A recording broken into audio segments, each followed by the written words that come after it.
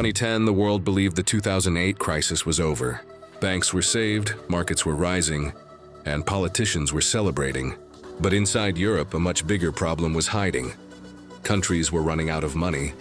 This is the story of how Greece almost destroyed the euro, and how Europe realized that a shared currency without shared discipline is a dangerous experiment.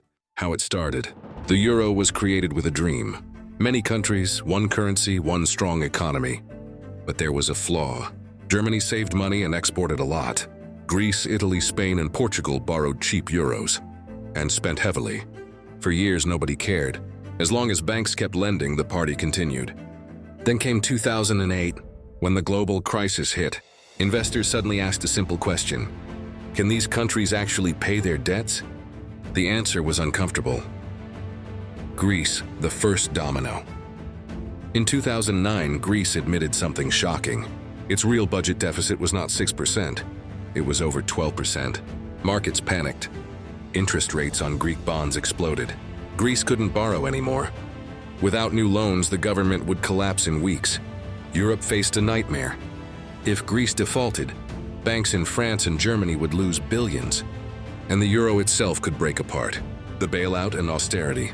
The solution was called the Troika. The EU, the European Central Bank, and the IMF. They offered money, but with conditions.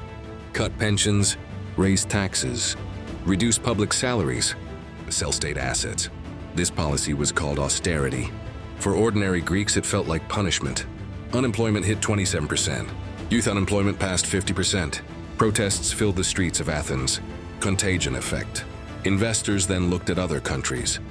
Ireland's banks were collapsing. Portugal was drowning in debt. Spain's housing bubble had exploded. Italy was too big to save. Suddenly the question was not only Greece. Will the euro survive? In 2012, ECB President Mario Draghi said one famous sentence. We will do whatever it takes to preserve the euro. Those words changed everything. The ECB started buying government bonds. Markets calmed. The euro survived, but at a huge social cost. Lessons. The European debt crisis taught 3 brutal lessons. A common currency needs common rules. Cheap debt can hide problems for years.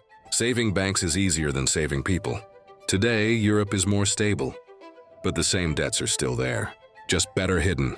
And that means the story is not really over.